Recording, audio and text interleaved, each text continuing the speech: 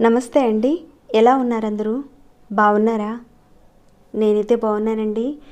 మీ అందరికీ అమ్మవారి ఆశీస్సులు ఎల్లప్పుడూ ఉండాలని కోరుకుంటూ, శుక్రవారం రోజున సాయంత్రం ఇంట్లో ఈ దిక్కున కనుక దీపారాధన చేసినట్లయితే ఎప్పటి నుంచో మీకున్న కోరికలు నెరవేరుతాయి, పితృదోషాలు తొలగిపోతాయి, పితృదేవతల యొక్క ఆశీర్వాదం మీకు లభిస్తుంది.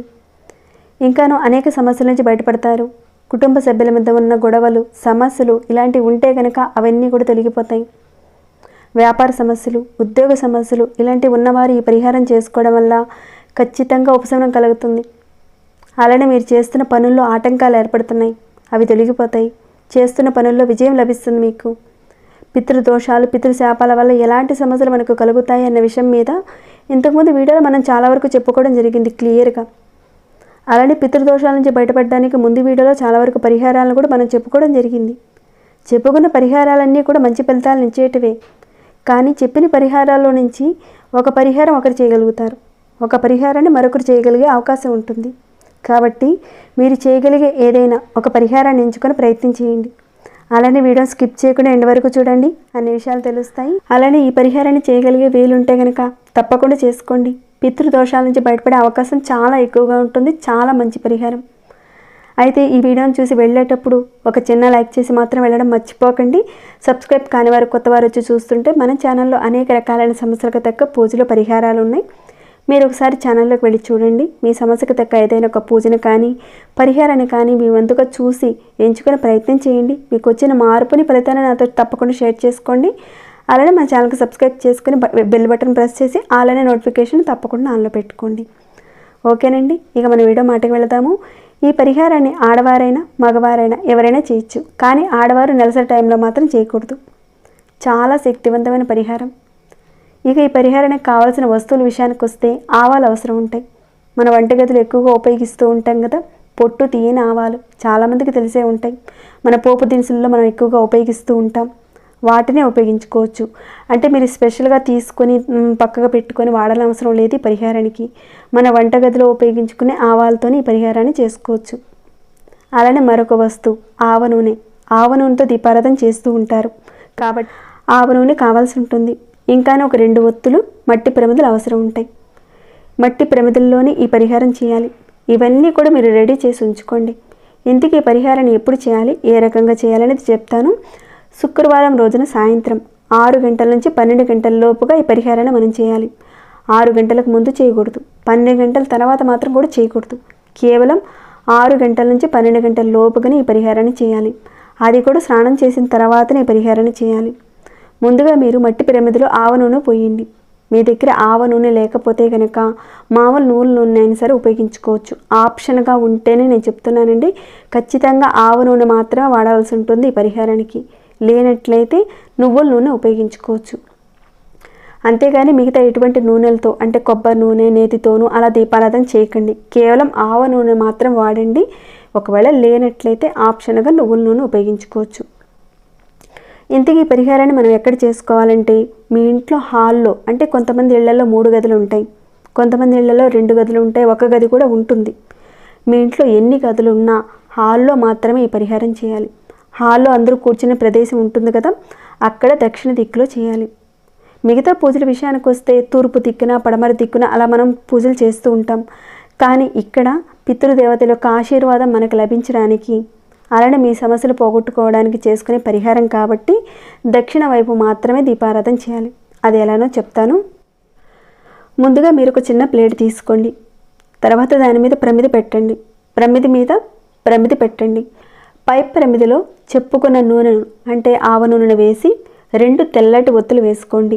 2 ఒత్తులు కలిపిన ఒత్తులు కాదండి, ఒకే ఒక్క ఒత్తిని 2 ఒత్తులుగా తీసుకోండి. ఇక్కడ నేను మీకు చూపిస్తున్నాను కదా, ఈ రకంగా తీసుకోండి. అర్థమైంది అనుకుంటున్నాను. చాలామంది అడిగారండి ఇంతకుముందు వీడియోస్లో, అందుకే ఇంత వివరించి చెబుతున్నాను. కాస్త జాగ్రత్తగా తప్పులు లేకుండా వినండి, చూడండి, చేసుకోండి. ఒక్కొక్క ఒత్తి చొప్పున ఈ రకంగా విడివిడిగా వేయాలి. ముందుగా ఒక ప్రమిద మీద మరొక ప్రమిద పెట్టండి. తర్వాత ప్రమిదలో ఆవ నూనె కానీ నువ్వుల నూనె కానీ వేసి ఒత్తులు, తెల్లటి ఒత్తులు వేసుకోండి. వాటిని విడివిడిగా వేయండి, కలిపి మాత్రం వేయకండి. విడివిడిగా ఒక్కొక్కటి చొప్పున వేయండి. ఎప్పుడైనా పరిహారం చెప్పేటప్పుడు చాలా విడమర్చి ఎందుకు చెబుతానంటే ఇక్కడ మీకు ఎలాంటి ఇబ్బంది అనేది రాకూడదని చెప్తున్నాను. కొందరు అంటున్నారు ఒక 2 నిమిషాల్లోనే ఉండవలసిన వీడియోని మీరు ఒక 5 మినిట్స్లో చెప్తున్నారండి, ఎందుకండి అలా అంటున్నారు. ఇది తాంత్రిక పరిహారాల విషయాల్లో చాలా విపులంగా విడమర్చి చెప్పాలి. అప్పుడు మీరు కరెక్ట్గా చేసుకోగలుగుతారు. ఒక్క నిమిషంలో చెప్పారనుకోండి, అటు తిట్టు ఇటు తిట్టు చేసుకున్నారనుకోండి, కొన్నిసార్లు ఇబ్బందులు కలిగే అవకాశాలు ఉండే పరిహారాలు ఉంటాయి. కాబట్టి తాంత్రిక పరిహారాల విషయంలో మాత్రం చాలా విడమర్చిగా కరెక్ట్గా ఎలా చేసుకోవాలనేది చెప్పడం జరుగుతుంది. ఎందుకంటే ప్రతి ఒక్కరికి కూడా అర్థమయ్యేలా చెప్పాలి కాబట్టి, అలానే ఎలాంటి సమస్యలు ఉన్నవారు చేసుకోవాలనేది కూడా ఇక్కడ చెప్పడం జరుగుతుంది. అలాంటి వారే చేసుకోండి, సమస్యలు లేనివారు చేయనవసరం లేదు. అందుకని ముందు మీరు ఎప్పుడైనా సరే ఎలాంటి సమస్యలు మీకు ఉన్నాయి అన్న దాన్ని బట్టి మీరు స్కిప్ చేయకుండా వీడియోని చూసి మీ సమస్యకు తగిన పరిహారమా కాదా అనేది చూసి 1 by 1 ప్రతి ఒక్కటి మీరు చూస్తూ కరెక్ట్గా అదే రకంగా పరిహారం చేయండి, మంచి ఫలితాలను పొందుతారు. అలానే నమ్మకం పెట్టి చేయండి, ఓకేనండి. ముందుగా ప్రమిదలో నూనె పోసి 2 ఒత్తులు విడివిడిగా వేసి కొద్దిగా కుడి చేతిలో ఆవాలు తీసుకోండి. కొద్దిగా అంటే కొద్దిగా తీసుకోండి, ఆవాలు ఎక్కువ అవసరం లేదండి, లెక్క అంటూ కూడా లేదు, కొద్దిగా తీసుకోండి. ఇక మీ యొక్క కోరిక చెప్పుకోండి, మీ యొక్క సమస్యలు చెప్పుకోండి, పితృదేవతల యొక్క ఆశీర్వాదం మీకు లభించాలని కోరుకోండి. తర్వాత మీ చేతిలో ఉన్న ఆవాలను ప్రమిదలో వేయండి. ఆ తర్వాత దీపాన్ని వెలిగించాలి. ఈ ప్రమిద దక్షిణ దిక్కులో ఉండాలి. అలానే దీపం కూడా దక్షిణ వైపు చూస్తున్నట్టుగా వెలిగించాలి. మనం దీపారాధన ఖచ్చితంగా సాంబ్రాణి పుల్లతోనే వెలిగించాలి. ఇక్కడ నేను మీకు చూపించే పరిహారం కాబట్టి ఇక్కడ నేను అగ్గిపుల్లతో వెలిగిస్తున్నాను. అదే నా వరకు చేసుకునే పరిహారం అనుకోండి, కరెక్ట్గా ఫాలో అవుతాను నేను. ఇది మీకు చూపించేదే కాబట్టి అగ్గిపుల్లతో వెలిగించి చూపిస్తున్నాను. మళ్ళీ మీరు అడుగుతారేమో చెప్తున్నానండి. ఇప్పుడు ఈ దీపాన్ని వెలిగించిన తర్వాత గుర్తుంచుకోవాల్సింది ఏంటంటే ఈ దీపపు ఒత్తులు దక్షిణం వైపు చూస్తున్నట్టుగా ఉంచుకొని నమస్కారం చేసుకోవాలి. ఈ పరిహారం ఎలా పనిచేస్తుందంటే అద్భుతంగా పనిచేస్తుంది, ఒక శక్తినిస్తుంది. మీ మనసులో ఉన్న ప్రతి కోరిక నెరవేరేలా మార్గాలు మీకు తెలుస్తాయి. ఆ పితృదేవతలకు ఆశీర్వాదం మీకు లభిస్తుంది. అది కూడా మహాలయ పక్షంలో పితృపక్షంలో కనుక చేసినట్లయితే ఖచ్చితంగా మంచి మార్పు కనబడుతుంది. మహాలయ పక్షంలో మేము పెద్దగా చేయలేమండి అనేవారు ఇప్పుడు చెప్పుకునే విధంగా శుక్రవారం రోజున చేసుకున్నా సరిపోతుంది. ఎందుకంటే పితృదేవతల యొక్క ఆశీర్వాదం మనకు లభించితే మనం చేసే ప్రతి పూజకు అంటే నారాయణ అని మీరు పలికినా చాలు, అంత అద్భుతంగా ఫలితాలు వస్తాయి. ప్రతి ఒక్క పరిహారం బాగా పనిచేస్తుంది.